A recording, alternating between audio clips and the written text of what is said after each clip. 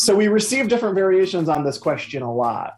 This idea that our work is about transformation, our work is about helping to facilitate change, but there are some things that won't change or can't change based on a person's story. So how do we talk about that? So I think that's a great question. I think, and it gets at the heart of what collaborative assessment is all about, right? In many ways, we want to focus in on the treatment target, right? The thing that's driving some of the issues or many of the issues for that young person or their family. But we also want to get a broader understanding of the functioning across their life at home, their community, at school, at their jobs.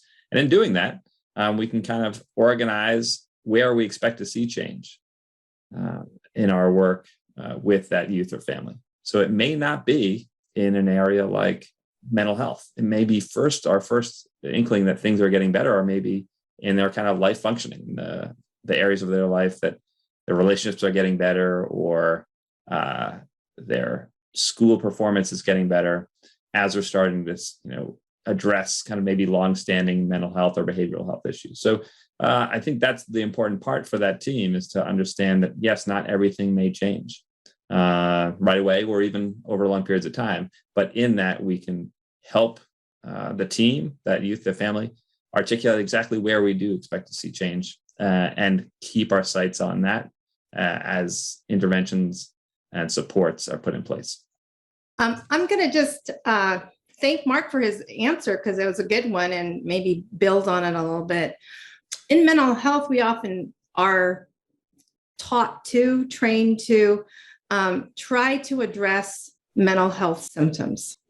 And oftentimes those mental health symptoms may not change for some people, right? There are people who have lifelong struggles with depression or anxiety, but also find ways to manage and live with those mental health conditions and have fruitful, productive lives.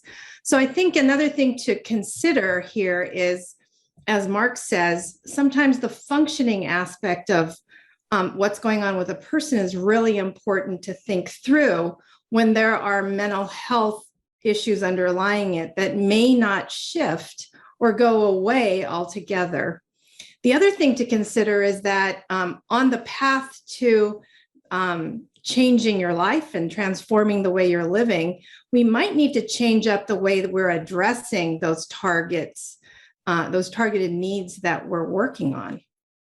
Because it might work on one level to address a target need, and then, but it doesn't completely shift it. So we might need to change up the intervention as a next step. So for example, if we've got a young person who's working on anxiety and learns some skills towards calming themselves down and to not be so anxious, that's one step.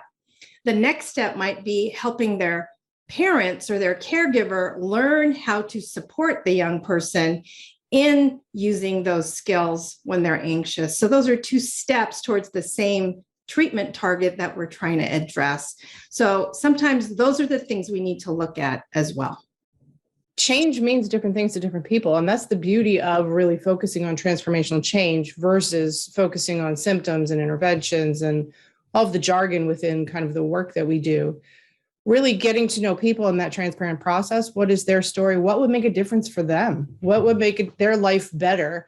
And I think if we keep our eyes on that and we think about what that means for people, then we can get away from sort of focusing on how we're managing symptoms and how we're measuring those things, but rather just talking to people about what would help you have a better quality of life, have a better life day to day, whether it's an adult who's going to be managing mental illness for their lifetime, or it's a parent who's trying to really get their child to the best picture of success that we can help them imagine, right? So part of the transformational change is imagining what's the best we can kind of work towards.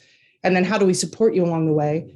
And how do we acknowledge when change happens and good things are going well? So rather than always focusing on the deficits or focusing on the symptoms, we're focusing on those successes, and it really helps us kind of stay together as a team and encourage that there's hope at the end of all of this. So that's the other part about transformational change that it really speaks to me and is important to me as I'm thinking about families and adults that we work with.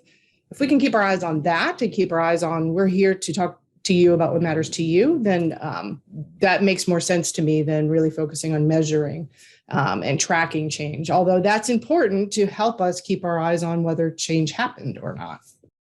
It just occurs to me that the question you asked, Josh, also can link to situations where children or adults or even families are in supportive situations or receiving interventions that are intensive or longer term, and it might be hard to know when change is happening. Like in a wraparound situation, right? In a wraparound, when a family's engaged in wraparound, they're getting a lot of supports, and it's sometimes hard to know if the family has shifted the way that they approach their problems or their challenges, or if it's the wraparound support that's actually making things better. And we hope that both are happening at the same time. So sometimes we have to consider, if we don't have the intervention in place, what would the need of the family be like? And so that can get very confusing to some people at first when they're starting to think about how to use the CANs or the ANSA or the FAST in understanding whether change is happening. It's really important for us to think about individuals or families' needs separate of the services that they're receiving or the supports they're receiving, because we can then really understand needs of individuals or groups of people outside of specific services, so we can track change over time for that family or that individual. I agree, April. I think in many ways you're articulating what person-centered care is, which is the idea that the work we do is not actually the focus of the assessment. The focus of the assessment is the person that we are trying to serve. And it does get challenging, right? If I'm as a clinician, if I'm working around a person's anxiety, I had kind of built out my modality of treatment that I think matches and will address that anxiety. So that's the thing I want to track. And it's trying to take that kind of focus away from me and what I'm doing and what I'm trying to accomplish, and actually return the focus to that young person that I'm working with and the nuance, the kind of complexity of their life, and say, well, where are we seeing the work you're doing have impacts across that person's life? And then as they kind of move past my, out of my kind of purview, like beyond the work that we're doing, then that assessment still has value, because it is not about me and what I'm doing. It's about them and their journey towards well-being. So I think it is really important to kind of put that context onto a conversation around change and remove it from the idea that the only change we're interested in are ones that are directly related to the modality of our treatment. And really, it's about that person and the long view of how we're trying to enhance their strengths, their well-being, in addition to addressing their behavioral health needs. One final question real quick before we wrap. Winter Olympics are starting as we record this. What is the most memorable Olympics moment for you?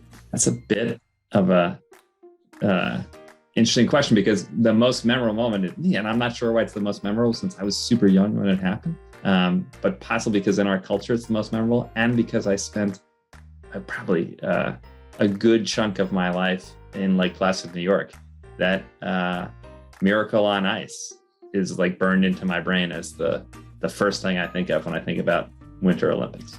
I remember that too, Mark, but I also remember I don't know which Olympics it was, but the guy that from England who did the long jump. I just forget his name. There was a movie made about him, and he didn't jump very far, but the fact that he kept trying and wouldn't give up and believed in himself, and that to me is pretty inspiring. Yeah, totally. I watch it for those stories of the underdogs, or how much work it takes to even get there. And they're people who spend their whole lives focusing on just being able to compete at that level. And I think that their personal stories are what are most memorable for me. And I get all, that's what I look for and watch for, the stories that they do.